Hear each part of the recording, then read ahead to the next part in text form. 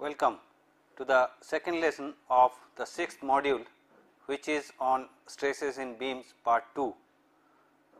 In fact, in the last lesson of this particular module, we have discussed the effect of the bending and consequently the stresses in a beam due to bending, and we have seen that how to evaluate stress at any point due to the loads which are acting on the beam, and consequently if it is acted on by pure bending, then what will be the stresses. Now, which we have defined as the bending equation or the flexure equation. Now, we will be looking into some more aspects of the bending stresses if they act on a section which is symmetrical with respect to the vertical axis, but could be unsymmetrical with respect to horizontal x axis or z axis which we have defined. Let us look into then that once this particular lesson is completed, one should be able to understand the effect of bending stress in beams of different cross section which are symmetrical about vertical axis, but could be unsymmetrical with respect to the horizontal axis. One should be able to understand the concept of economical section.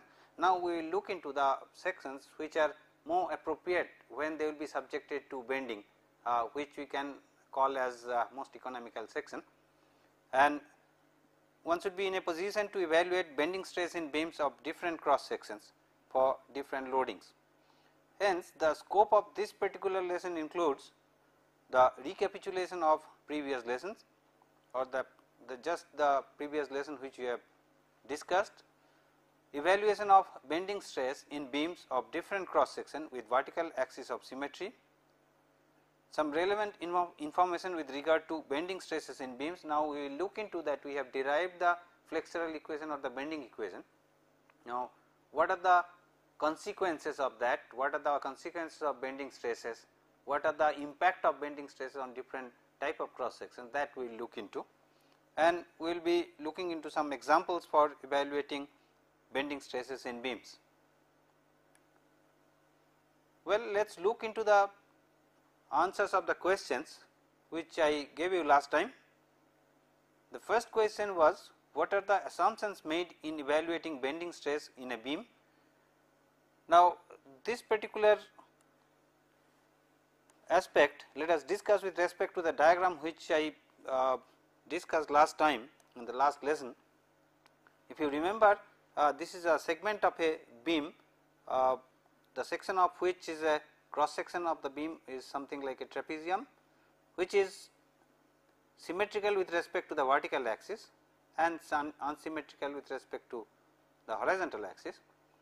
So, here we assume that the beam has an axial plane of symmetry and xy plane is the axial plane of symmetry, and the loads which act on the beam, they lie in the plane of symmetry.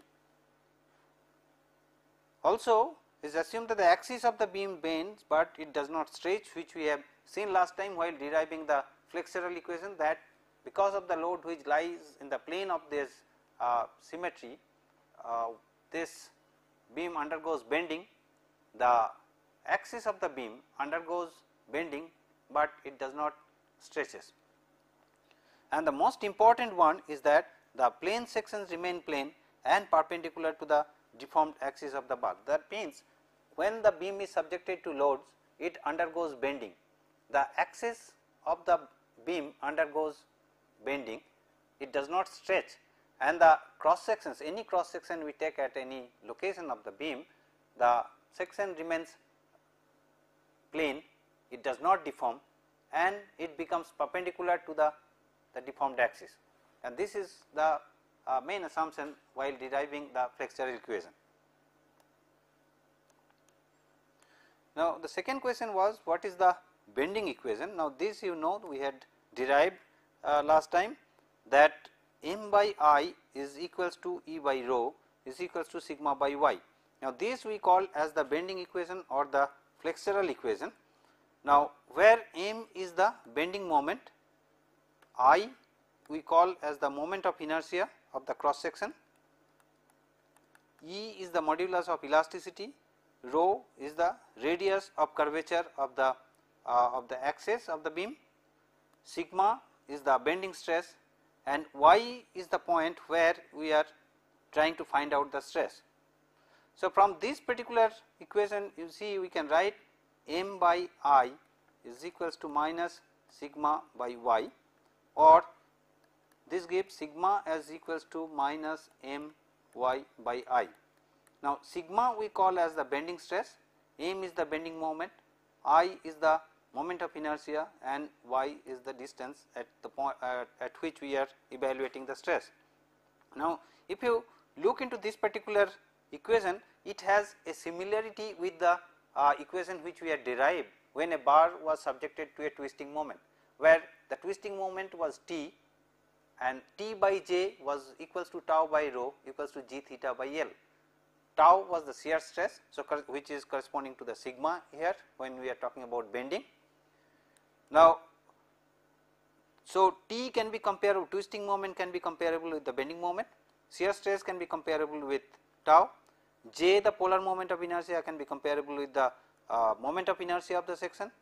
Now, T by J was equals to tau by rho, rho was the radius of the shaft equals to g theta by L, that was the rotation. Now, here it is in terms of curvature, 1 by rho, rho is the radius of the curvature, and 1 by rho term we call as kappa, which is curvature of the beam. So, it has a similarity between the torsion equation and the bending equation. Of course, the terms have different meaning, and please note here that the sectional parameters, like in case of twisting moment when it was acting on a shaft, we had used the polar moment of inertia J, which is corresponding to the sectional property. Now, in this particular case when we are dealing with bending, we are again dealing with the sectional properties, but we are computing the moment of inertia which is lying which is about the axis lying in the plane of the cross section. So, now the question is, when we have this bending moment as positive, as we have assumed in this particular derivation that this is positive moment corresponding to this kind of configuration, when this is positive, then stress, if y is positive, then stress is equals to negative, which means this cos and this y is positive when we are talking about the upward direction, this is y and this is z. So, this is y is positive upward. So, at the upward point, at the extreme point, we have a stress which is negative, and as you can see physically that because of this kind of bending, the top fiber undergoes a compression. So, the negative means the compressive stress and the positive, thereby corresponding to this particular equation, taking m as positive and y if we take negative on the bottom side, then this becomes positive, stress becomes positive, which corresponds to the stress at the bottom fiber. So, we have, when we get sigma as negative, then we call that as compressive stress, and when sigma we get as positive, we call that as tensile stress, and this can be verified corresponding to this configuration where the moment here is negative, m is negative, because it is in the opposite direction than we have assumed as positive.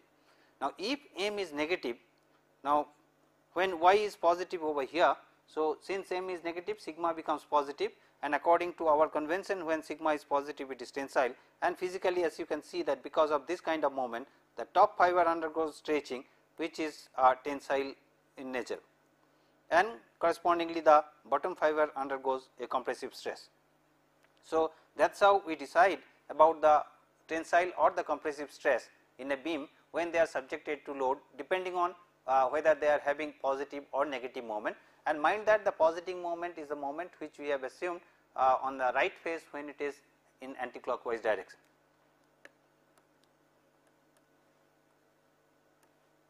Now, the last question was that how do you locate neutral axis in a given cross section of a beam. Now, here first of all we should know that what we really mean by the neutral axis. Now, if you remember that when we were deriving the flexural equation, we said that summation of fx equals to 0 for equilibrium, and that gave us that minus E by rho integral y dA is equals to 0. Now, this being constant, let us say that we call this as a y bar equals to 0.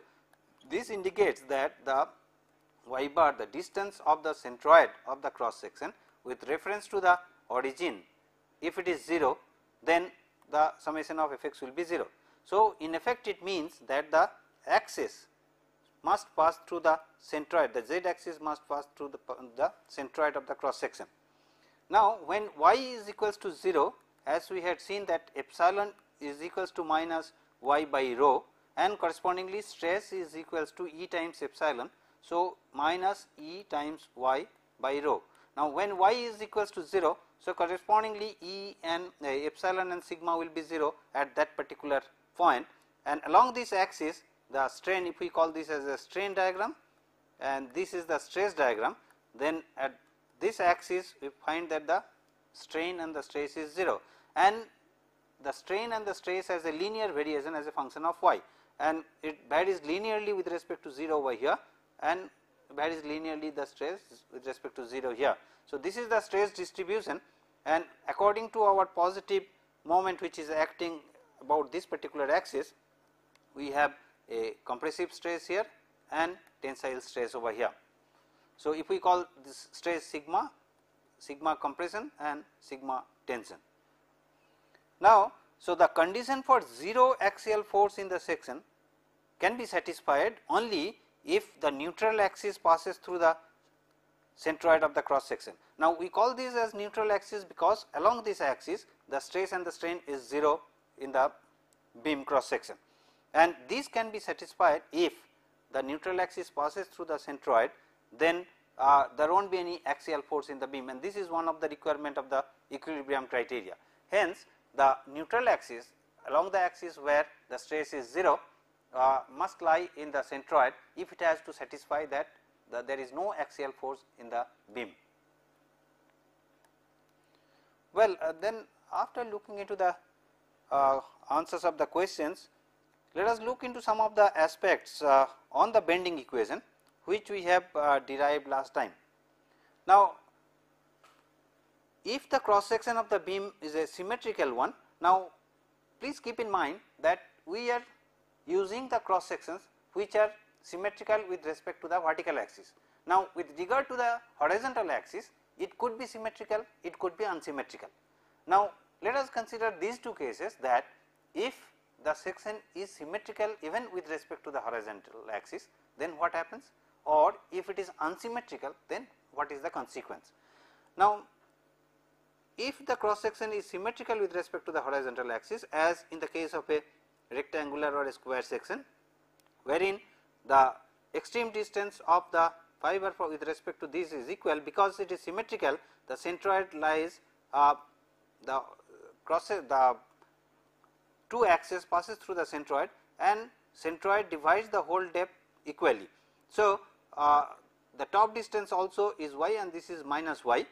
So, the stress which we will get at the top for the symmetrical ones, sigma, is equals to minus m times y by I, which is m is positive and we get the stress as negative, which is compressive at the top. Now, if we have y as negative at the bottom, then this is going to be equals to m y by I, and this is a positive quantity which is a tensile at the bottom. But interestingly, whatever is the compressive or tensile as the stresses, the magnitude wise, if they will be the same for the same value of m, because y is identical. So, the bending compressive stress and the bending tensile stress for the symmetrical section, they will be the same. The section which is symmetrical about both the axes, about the vertical axis as well as the horizontal axis, the bending stress which we compute at the top, which is bending compressive stress, and the bending tensile stress at the bottom, magnitude wise they are the same.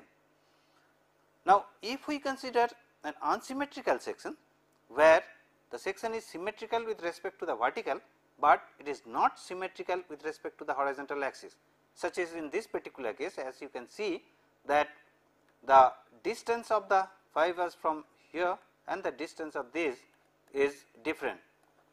Now, so this is the, but this is the location of the centroid of the cross section.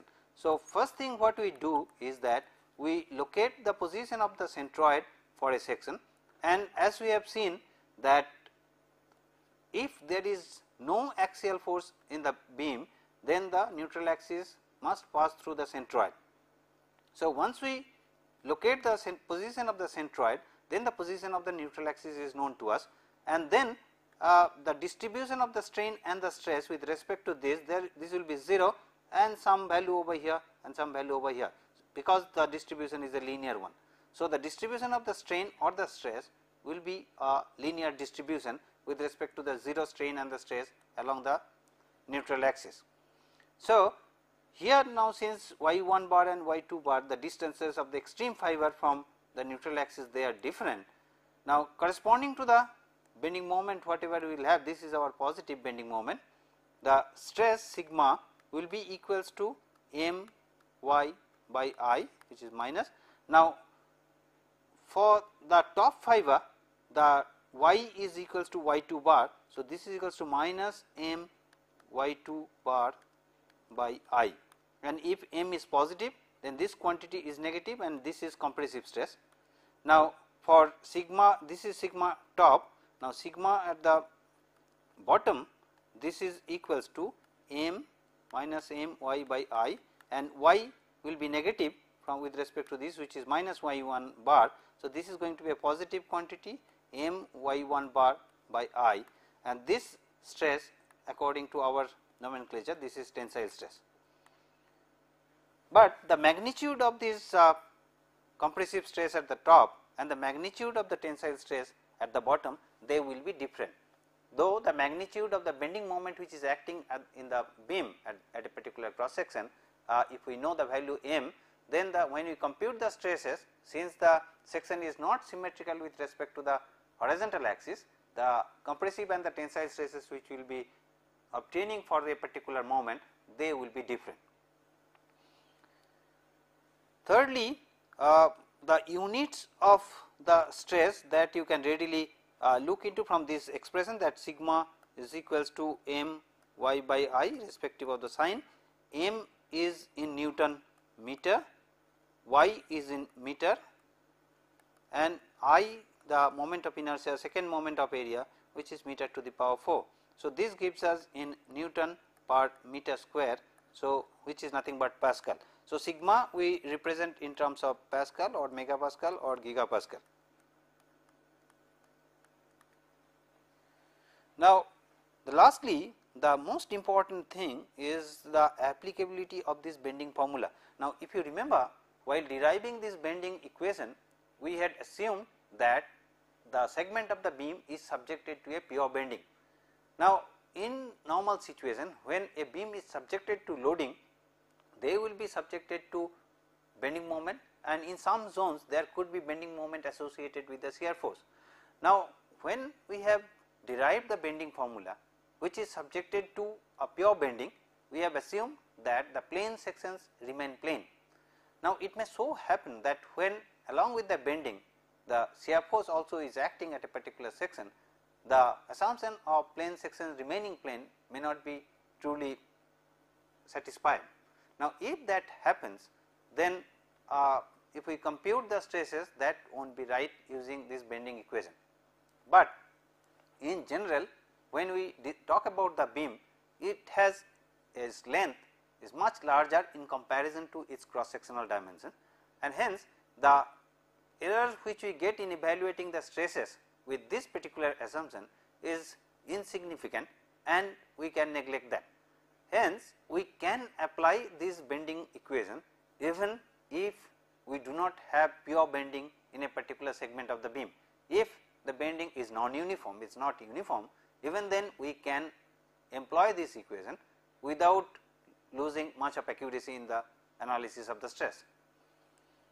So, this is very important that though we are deriving the equation in terms of the pure bending moment, we can apply this equation in other areas as well, where the beam is not truly acted on by the pure bending. Now, let us look into another aspect which is important, that we were dealing with a section which is like symmetrical with respect to the vertical axis and could be unsymmetrical or symmetrical with respect to the horizontal axis. Also we have seen the distribution of the stress. Now if you have noticed it, you see that we get 0 stress at the neutral axis and then it has a linear variation. So the maximum intensity of stresses that occur is towards the outer fiber. Now so this particular part of the beam really is not utilized because it is not fully stressed, hence this is not going to be utilized to the extent and naturally it becomes uneconomical. That is number 1. Number 2 is that if you have larger concentration of area away from the neutral axis, then the contribution in the moment of inertia for that area will be larger, because we are calculating the second moment of area, which is a y square. So the larger the distance from the neutral axis, you will have larger contribution in the moment of inertia. Hence instead of having the masses concentrated near the neutral axis, if we can take away the mass away from the neutral axis, we can have larger effect, and that is what is demonstrated over here. Now in this particular rectangular section, we have a dimension of 100 millimeter width and 300 millimeter depth. So the area, cross sectional area of this is equals to 300 times 100 millimeter square. Now let us say we utilize the same area, but we place the masses in such a way that they are at a distance apart from the neutral axis. This is the neutral axis. Now the width of this particular segment is 300 millimeter and the width and the depth is 50 millimeter, and we have two such segments which are away from the neutral axis. Now if we look into the area wise, we have 2 into 300 into 50. So we have identical area as that of the first one. Now when we compute the moment of inertia I, and then consequently if we divide this I by the extreme distance, which is y, I by y, we call this quantity as z, which we generally define as the section modulus.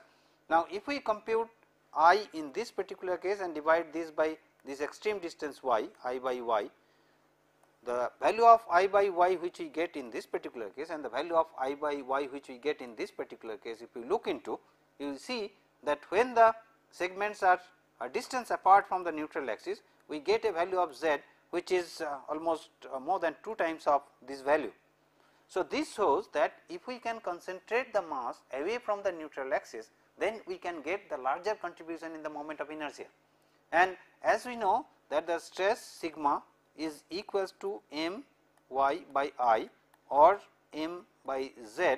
So larger the value of z, then lower will be the stresses, and naturally if we know that the intensity of the stress a particular member can be subjected to, the allowable stress in the material, then if we can keep the stress level lower than the allowable limit, naturally that particular member will be more efficient.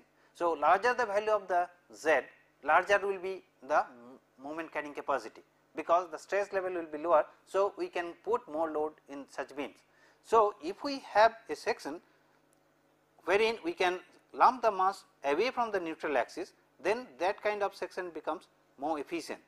But then we cannot keep these two segments just freely a distance apart without having any connection between the two, because to act the two units integrally, we need to have some kind of a connection between the two. So that means some material is necessary to interconnect these two. Now if we can have this kind of a section which is similar to an I section, this becomes more efficient in comparison to a rectangular section having the same area. That means if we have the same area for a rectangular section, vis-a-vis if we take an I section having the similar area with the same depth, we find that an I section will be more efficient in comparison to a rectangular section, so far as the bending stress transfer is concerned. Well, then having looked into this, let us look into some of the examples related to this, how do we evaluate the bending stresses.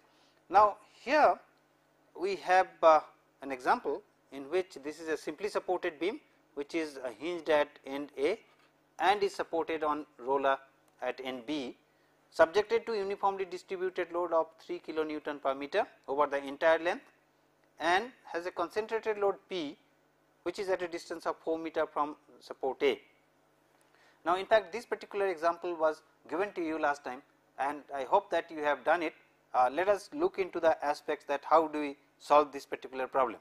Now, what we need to do is that we will have to determine the largest allowable value of P if the bending stress is limited to 10 MPa, and here the cross section of the beam is a rectangular one having width 120 millimeter and depth as 400 millimeter.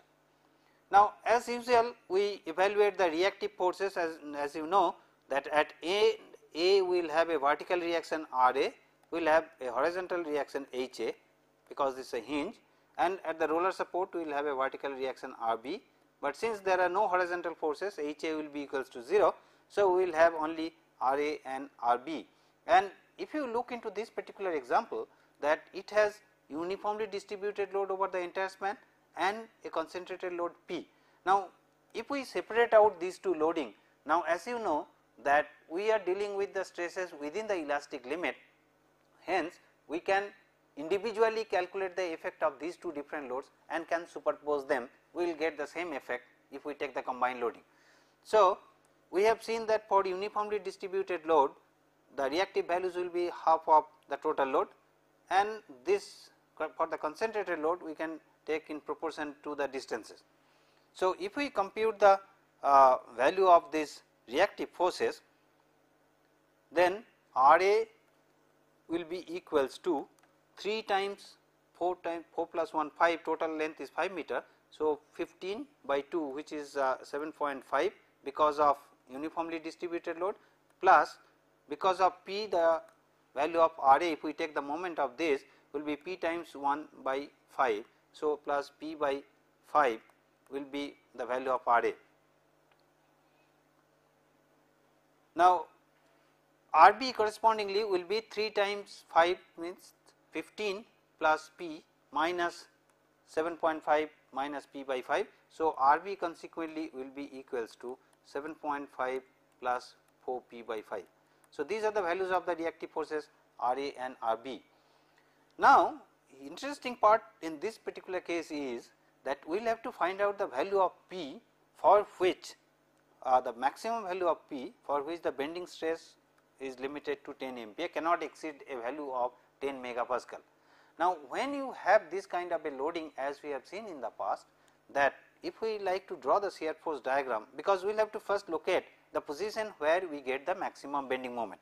Now, let us look into the cases that how do you compute the maximum bending moment. Now, when you have this particular beam where you have the support, hinge support and the roller support, and you have the uniformly distributed load acting over the entire span along with the load P over here.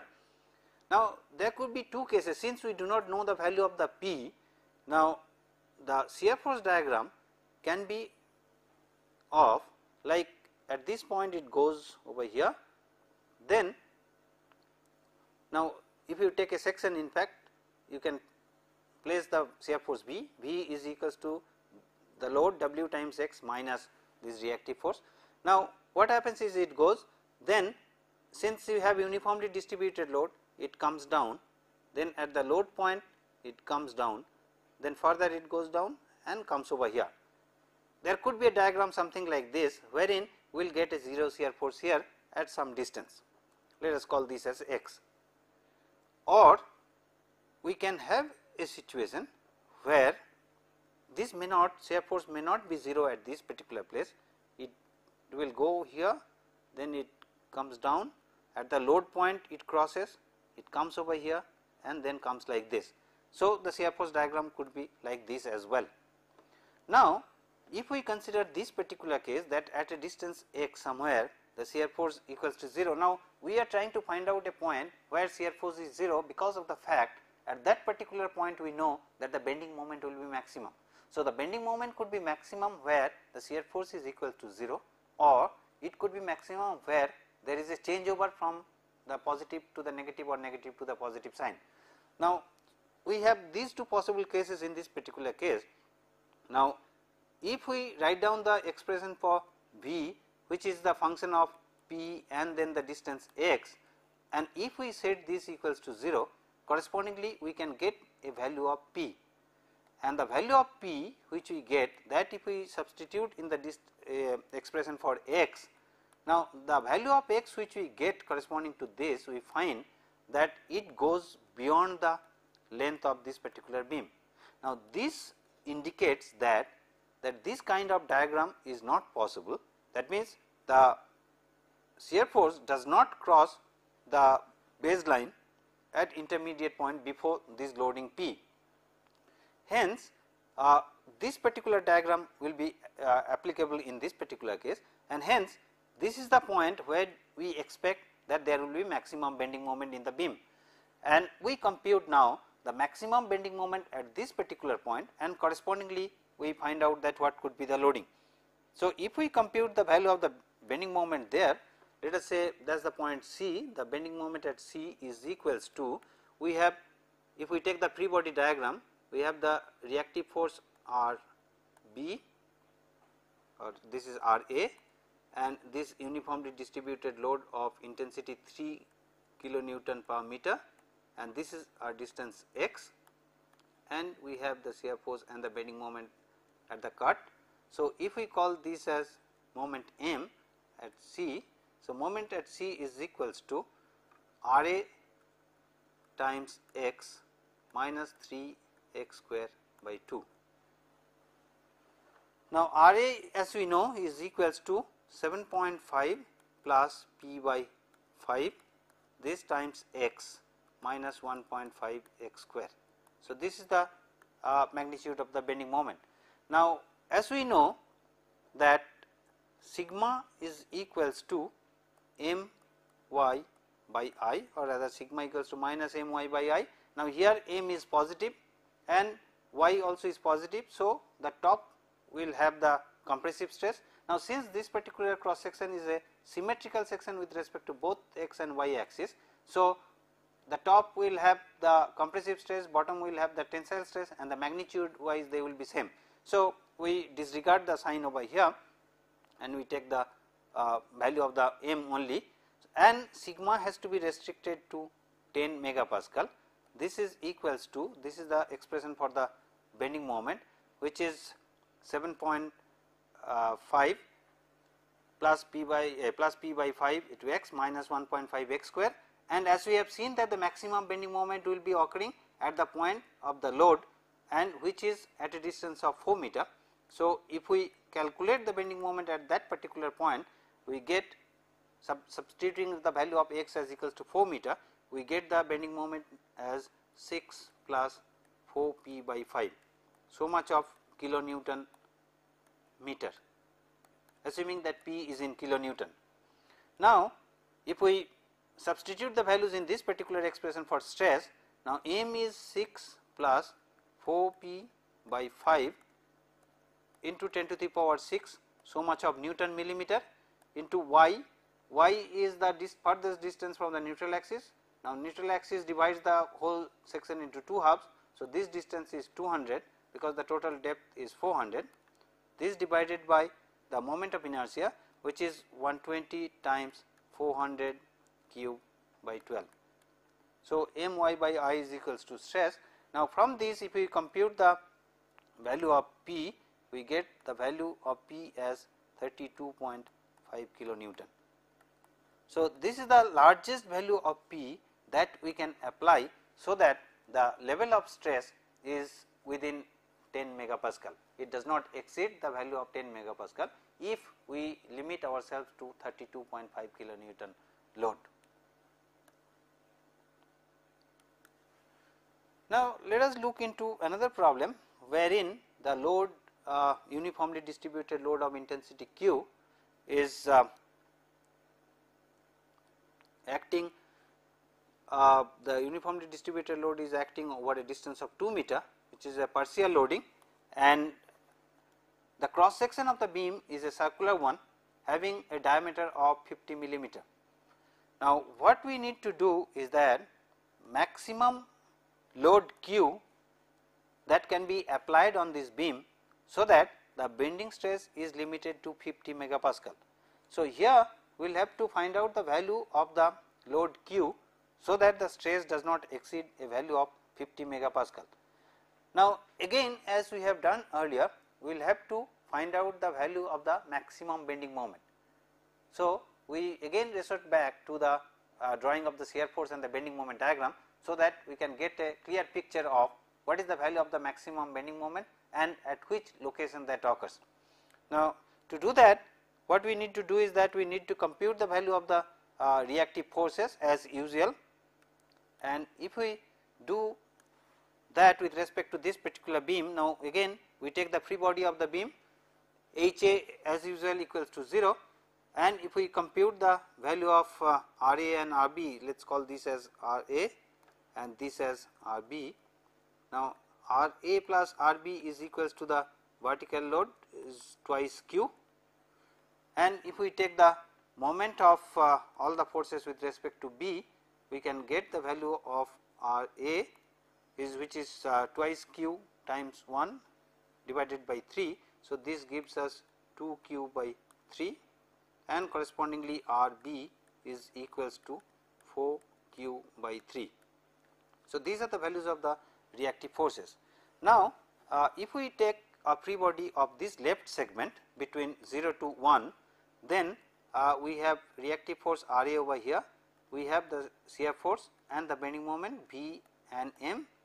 Now, V plus RA equals to 0. So, this gives you V as equals to minus RA. RA again is equals to 2 Q by 3. So, from 0 to 1 we have the constant value which is equals to 2 Q by 3, but it is negative. Now, at this section in this segment between 0 to 1, the value of the moment M is equals to RA into X. So, it varies linearly with X. When X equals to 0, the bending moment is 0. When X is equals to 1, the value of the bending moment is equals to 2 Q by 3, so much of kilonewton meter. Now, let us take another segment which gives us the value from 1 to 3. Now, if we take the free body diagram of that particular part, we have the reactive force over here. Now, we have the uniformly distributed load which is 1 meter away from this end, and at this section again we have V and the bending moment M. Let us call that this distance as X. So, here the value of the shear force V, if we take the vertical equilibrium, V plus RA minus W into X minus 1, this is equals to 0. So, V is equals to W into X minus 1 plus RA, RA is equals to 2 Q by 3. I am sorry, this is Q, Q is the uniformly distributed load. Now, when X is equals to 1, B is equals to 2 Q by 3, as we have seen, this is minus 2 Q by 3. Now, when X is equals to 2, then this is Q, I mean X is equals to 3, then it is twice Q, and this is also twice Q by 3. So, this gives you twice Q minus twice Q by 3, which is equals to 4 Q by 3. So, shear at this end is equals to positive 4 Q by 3. Now, as you can see that we at this point we had minus 2 Q by 3, at this point we have plus 4 Q by 3. When X is equals to 3, we have 2 Q minus 2 Q by 3, which is V equals to 4 Q by 3. Now, so it changes from minus to plus. So, somewhere we will have a 0 value. Now, if we substitute the shear force value as equals to 0, then we can get the value of X. So, setting V is equals to 0, this we get Qx minus Q minus 2 Q by 3. So, we get that 5 Q by 3 is equals to Qx.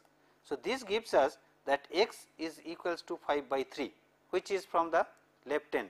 So, at a distance of 2/3 from here we get the 0 shear force, and this is what is indicated over here. So, from a distance of 2/3 meter from here we get the shear force as 0, and it is expected that the bending moment at that particular point will be the maximum. Now, this particular moment of course will be a continuous one without any kink. Now, from this point to this point, since we have uniformly distributed load, and as you can see now, if we take the equilibrium of the bending, the moment calculation if we carry out over here,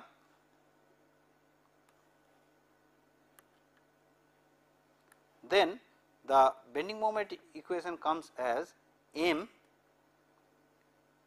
then minus R A into x, then plus q, this is x minus 1. So, x minus 1 square by 2, and this is equals to 0. This is the expression for the bending, and this is, since square of x is a parabolic distribution, and as we have seen that when x is equals to 5 by 3, then the shear force is 0. So, setting x as equals to 5 by 3, we will get the value of bending moment, which we get m as equals to 8 q by 9. So, we get the value of the bending moment as equals to 8 q by 9, and this is a positive bending moment right through. So, you see that when we like to find out the bending stress in a beam, we have two clear parts. First part is that we will have to draw the bending moment diagram to know how the bending moment varies over the entire length, whether there is any change over in the sign of the bending moment or not, and then it will give us that what is the maximum value of the bending moment and at which location that maximum bending moment is occurring. Now, once we have that particular information, then we can compute now the stress based on the cross sectional information that we have. So, first step we have done, that we have now known the maximum bending moment is equals to 8 q by 9. Now, if we look into this particular configuration, that the cross section of the beam is a circular one, and the neutral axis lies at the centroid of the cross section, which is this, which divides the section in two halves, and thereby the maximum distance y is equals to d by 2, which is equals to 25 millimeter, and the moment of inertia of the cross section with respect to the neutral axis is equals to pi d4 by 64, where d is 50, and this is the value of the moment of inertia that we get. And we have the information that maximum bending moment is 8 q by 9, which is occurring at a distance of 5 by 3 from the left support. Now, if we like to calculate the bending stress sigma, which is equals to, now this being again symmetrical with respect to both the axes, now we disregard the sign, because we know for the positive bending moment the stress is compressive at the top and tensile at the bottom. We know the nature of the stress. So, what we are dealing with is only the magnitude. So, sigma is equals to m y by I, and m here as we have seen is a positive moment. So, this is equals to 8 q divided by 9 into 10 to the power 6 so much of Newton millimeter, because q is in kilonewton per meter. So, this is kilonewton meter, 8 q by 9 is so much of kilonewton meter. So, multiplied by 10 to the power 6. Now, y is 25 and I is equals to this, which is 306796.2 so much of millimeter to the power 4, and stress as we have seen is limited to 50 megapascal, and from this expression if we compute the value of q, we will get the value of q as 0.7 kilonewton per meter. So, this is the intensity of the load, the maximum intensity of the load that we can apply on the beam, so that the stress is within 50 megapascal, it does not cross the value of 50 megapascal. So, this is the value of the intensity of the load that we can apply on the beam.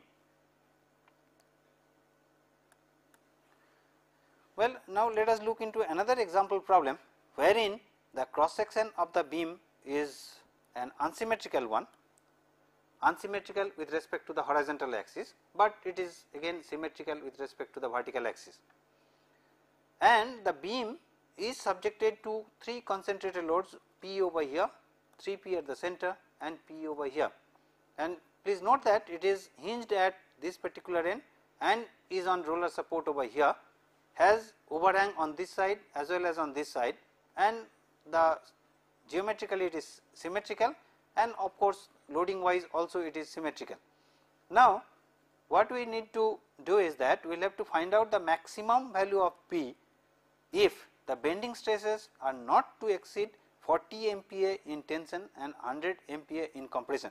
Now, in this particular case, as you can observe that in the previous two occasions where we had dealt with a rectangular cross section or a circular cross section, both the sections are symmetrical with respect to both vertical and the horizontal axis, and we did not bother about the stress limits like compressive and tensile stresses, because we knew that the magnitude of the stresses that will be developed because of a bending moment at any section, they will be the same, because the value of I and Y will be the same at the extreme points.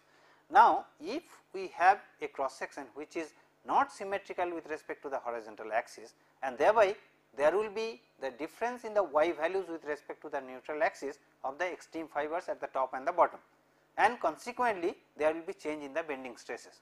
So, if we will have to know precisely what is the allowable stress in tension and compression we can have, so that we can check the member whether they can withstand that load it is subjected to. Now, in this particular case we have these loads which are acting P, 3P and P.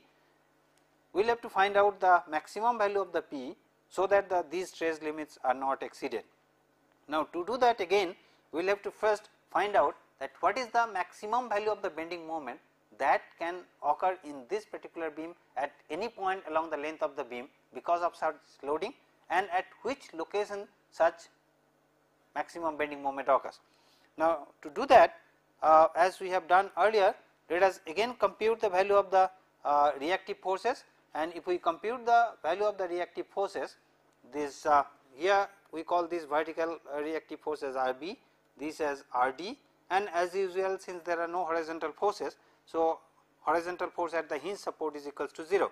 So, RB plus RD is equals to the vertical forces which are equals to 5 times P, and since they are symmetrical, so RB and RD will be equal in magnitude, and this is equals to 2.5 P. Now, if we look into the shear force diagram, see between A and B in the first segment, if I take a section over here, the value of the shear force will be equals to P. B is equals to positive P. So, and from A to B there is no other loads, so it is constant. So, the value of P is constant, the shear force between A and B. Now, if I take a section between B and C and draw the free body diagram, we have the load here which is P, we have the reactive value which is 2.5, and we have the shear force which is V, and of course we have the moment. Now, V plus R A minus P is equals to 0. So, this gives us V as equals to P minus R A. Now, R A is 2.5, so this is 2.5 P, so this is equals to minus 1.5 P. So, from plus P to it goes to minus 1.5 P at this particular point. So, this is what is indicated in this diagram, this is 1.5 P. Now, between B and C, since there are no loads, so the 1.5 P continues up to the left of this load at C. Now, if we take a free body diagram taking a section over here, then we have the concentrated load P acting here, we have the reactive force R B over here, we have the concentrated load which is 3 P over here, and at this section we have again the shear force V. Now, if we take the vertical equilibrium of the vertical forces, we have V plus R B, and they are in opposite direction, this is equals to 4 P, and R B is equals to 2.5 P. So, B is equals to plus 1.5 P. So, you see immediately after C, before C we had minus 1.5 P, immediately after C, after the concentrated load P, we have a change shear force which is equals to 1.5 P plus 1.5 P, and again between C and D, since there are no loads, so it continues up to with 1.5 P, and then again at reactive force R D, again it is 2.5 P. So, if we take a section over here, we get immediately after this support a shear force which is equals to negative P. So, it comes down from plus 1.5 P to the plus P, and then again it continues over here, at this point we have the force P. So, this is the shear force diagram as we get. And as you can see along the length of the shear force diagram, we have 3 places where the shear force has changed sign from the positive to the negative or negative to the positive. So, at these 3 locations we expect that there will be the values of the bending moment which are of maximum in nature. Now, the question is, if we compute the values of the bending moment at these sections, then you will find that we get a value of p kilonewton meter at this particular point. We get a bending moment of 2 p kilonewton meter at the central point, and at this point again we get p kilonewton meter which is minus at this particular point. Now, from this bending moment diagram, if we look into, you will find that we have a value of bending moment p which is negative, here the value of the bending moment which is positive. So, along the length of the beam at 3 locations we are getting the magnitudes, this being symmetrical. On the either end at the supports we have a negative p kilonewton meter as the moment, and at the center we have plus 2 p kilonewton meter as the moment. And mind that the moment which we are getting at the center is a positive moment, and at the support it is a negative moment.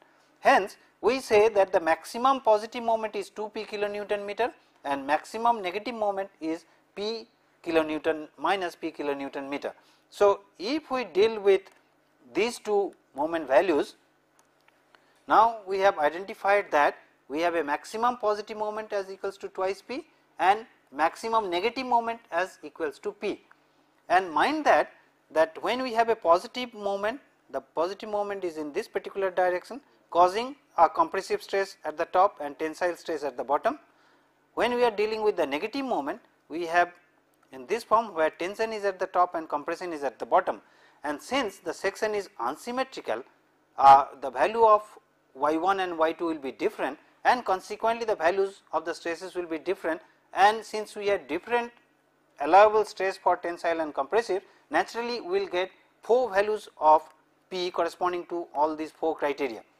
Now, first if we try to locate the centroid of this particular section through which the neutral axis will pass through, if we take the moment of all the areas, say with respect to the top, the distance y bar, we get y bar as equals to 87.5 millimeter from this bottom face, and consequently this is 225. So, 225 minus 87.5 will give you 137.5 over here, and if we calculate the moment of inertia about this neutral axis, you will get a value of this which is 37.9 into 10 to the power 6 millimeter to the power 4. Now, if we try to compute the stresses corresponding to these 2 moments, first let us take the value of 2p. Now, sigma as we know is equals to minus m y by I, and by saying minus we know that for the positive moment we will have the compression at the top. So, this is equals to 2p into 10 to the power 6 so much of Newton millimeter times y. Now, when we are computing the stress at the top, y is 137.5 divided by I is equals to 37.9 into 10 to the power 6 so much of millimeter to the power 4. Now, this is the stress at the top which is compressive in nature. So, we have this as equals to 100 MPa. So, this if we limit to 100 MPa, then correspondingly the value of P which we get is equals to 13.8 kilonewton. Now, consequently we calculate the tensile stress at the bottom corresponding to this moment, and tensile stress is 640 MPa. So, 40 MPa is equals to twice P into 10 to the power 6 into 87.5 divided by I, which is 37.9 into 10 to the power 6. Now, from this if you compute the value of P, this comes as equals to 8.66 kilonewton. Now, these are the 2 values of P which you have obtained corresponding to the compressive and the tensile stress. Likewise, if we compute the value of the stresses corresponding to the this negative maximum which is equals to P, this will produce a tensile stress at the top and compressive stress at the bottom. Now, if we try to compute the value of the stresses from which we can get the value of P. Now, again the tensile stress at top, which is equals to 100 MPa, is equals to P into 10 to the power 6 into Y, which is at the top, which is 137.5 divided by 37.9 into 10 to the power 6, and this gives us a value of P as equals to 11.03 kilonewton.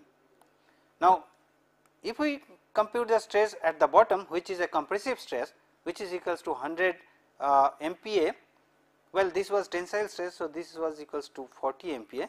Now, if we take the compressive stress at the bottom, which is equals to 100 MPa, equals to P into 10 to the power 6 into 87.5 divided by 37.9 into 10 to the power 6. This gives us a value of P as equals to 48.31 kilonewton. This is a 43.31 kilonewton. So, now you can look into that we have 4 values of P, and this is 43.31 kilonewton. Now, we have 4 values of P, out of which the minimum one will be governing, and the minimum value of P which we get from these stress considerations, they are P as equals to 8.66 kilonewton. So, this is the value of the P which can be applied, so that the stresses within the will be within the limit for this particular cross section. Well, I have another example problem for you. This you can try that. This is a beam which is subjected to a uniformly distributed load of total W kilonewton per meter, and at this point we have a load of W having a cross section for which the distances from the neutral axis are given and the moment of inertia with respect to the neutral axis is given. You will have to compute the value of W, so that the stresses do not exceed the limiting values. Now, to summarize then, in this particular lesson we had recapitulated the aspects of the previous lesson. We have looked into the effect of bending stress on beams with different cross sections. Of course, the sections are symmetrical with respect to the vertical axis, but it could be unsymmetrical with respect to the horizontal axis. And then we have looked into the concept of economical section, and also we have solved some examples to evaluate bending stress in beams. Now, the questions for you are: what is the impact of bending stress in arriving at a size of a beam? What is the relation between curvature and the bending stress in a beam? And what is meant by section modulus?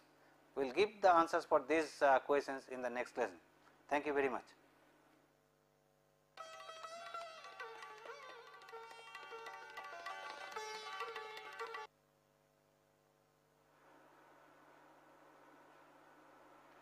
Welcome to the third lesson of the sixth module, which is on stresses in beams part 3. In fact, in the last 2 lessons on this particular module, we have discussed aspects of the bending stresses in beams. Now, in this particular lesson, we are going to look into some more aspects of the stresses, and in fact, we will be looking into the effect of the shearing stress in beams. So, it is expected that once this particular lesson is completed, one should be able to understand the concept of shear stress in beams of rectangular cross section. One should be able to derive the shear formula, the formula for evaluation